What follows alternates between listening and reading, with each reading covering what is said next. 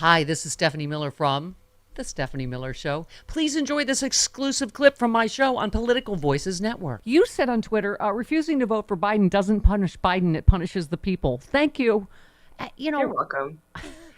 I mean, You're welcome. I mean, dude's 81, right? I mean, he's just gonna be retired and on the beach in Rehoboth, Rehoboth, yeah. and the rest of us would be left in a lurch. Yeah. Yeah. I was saying, I do feel like we fall for this every time. The media goes, oh, yeah, black people aren't going to vote for Biden. Young people aren't voting for Biden. And it's just, we're a year out. And it's just, I get it that, especially the Middle East, Allison, I get the emotion on every side. But it is hard me to imagine how he could be doing a better job than this in a horrifically complicated situation. Well, what I noticed, if Biden were actually doing the things that these folks are accusing him of, I'd be angry too. It's just a lot of disinformation out there about what he's doing, what he's done, what he will do. And so, I got to be honest, if I believed that stuff too, and if I were fed those things Yeah. as being actual news, I would also be upset. That's why it is fortunate that you host every podcast ever recorded. I listen to all of them. And also, I know between that and walking, I don't understand how you have time to executive produce this show. Why do you think I get up at at insane o'clock? You said, Allison, the administration had to be careful not to criticize Israel in public so it could influence its leaders in private. U.S. officials were pushing Israel to minimize civilian casualties, and POTUS and his top aides were advocating for a two-state solution. That's a really good point, too, is there's so much going on, behind the scenes, as it should be. Can you imagine what Trump would be doing in a sensitive hostage situation? Well, I mean, imagine a behind the scenes negotiation with a European leader and Donald Trump when he was president. You wouldn't be able to come out publicly and say all these horrible things about Trump and then get Trump to agree to do anything. And that's what we have to do with Bibi Netanyahu. That quote came from the Washington Post. Those journalists had interviewed multiple people, dozens of people inside the administration, to get information about negotiations that were going on behind the scenes.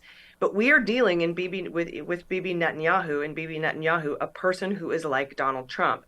And so you can't, they've decided to kid gloves it publicly and then, go in privately and get the things actually done that need to get done. Yeah. Yeah, I know. I was saying, I mean, Trump would have let Bibi Netanyahu do whatever he wanted. There would be no restraint in any of this. I mean, and I've said the same thing. He's a far right crook, just like Trump.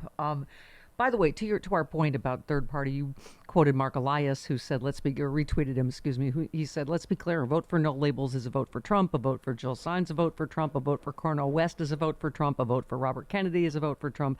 Not voting is a vote for Trump. A vote for Biden and Democrats is a vote for democracy. Yeah. I mean, in some ways, we've never had a clearer election. We were just quoting Rachel Maddow about fascism. I mean, I never thought, did you, in 2023, we'd be choosing between democracy and fascism in America, but here we are. Yeah, no, and Trump has said what he's going to do if he wins a second term, and it's all fash.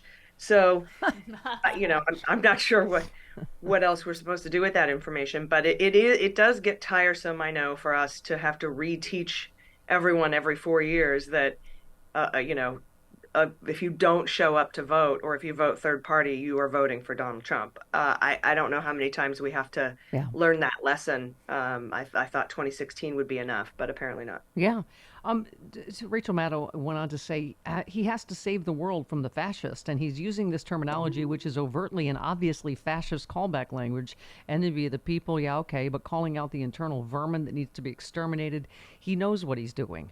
And it's the gaslighting. It's calling other people. It's his patented Pee Wee Herman strategy, but made for fascism. Just, I know you are, but what am I? Right? I mean, him calling other people fascists is part of the gaslighting, isn't it? Yeah, and I mean that's exactly what Mussolini did. That's exactly what Hitler did. Accuse others of that which you were guilty. Yeah. Yeah, no, exactly. You wrote a piece about the Colorado appeal because I know it made all of our heads, and I was a big fan of The Exorcist and the head spinning, but this is okay. Okay. I feel like I should spit pea soup. I did. I think I spit pea soup think when you this came did. down. Yeah. Yeah. I said that judge's mother sucks. Or Steve Martin in The Jerk when he realizes Yeah. he has $250,000 instead of $250 Yes. Yes. That's a little more current reference because, as Chris mentioned, you're a little younger than I. Do you know if Linda Blair did not say that judge's mother sucks in hell? I don't. She could have said that. I think she did. Okay. Allison writes, you're aware, the lower court made a factual finding that Trump engaged in insurrection and a legal finding that POTUS isn't an officer of the U.S. and the POTUS oath doesn't support like the 14th Amendment does. Factual findings are tough to overturn, but legal findings are more easily reversible, so that's what the plaintiffs are arguing for here. I know some of our legal lads and ladies have said the same thing, that the important part is the factual finding that he is an insurrectionist. You write the court held that Section 3's disqualification rule does not apply to insurrectionist former presidents nor to any insurrectionists running for president. In effect, that this office alone is above the law, and that's such a fundamental part of the appeal. It's good. It's got to be hard to issue a ruling that puts a president above the law. And not only does it defy the text of the 14th Amendment, it defies basic common sense. You just say, simply put, oath-breaking insurrectionists may not assume the office of the presidency. So I don't think this is over by a long shot, do you?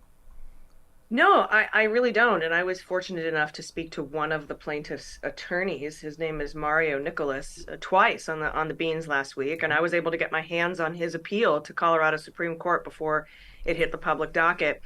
And it's a brilliant argument. You know, it's fun. Today, Monday, Trump's response is due. Trump asked for 19,000 words instead of 9,500, and the court refused.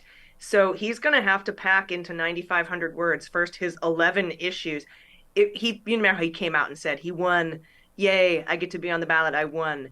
But he's appealing on 11 different issues, so he must not have won very hard. But he has to turn in that, and he has to argue his reasoning for overturning the factual findings that the Colorado District Court found.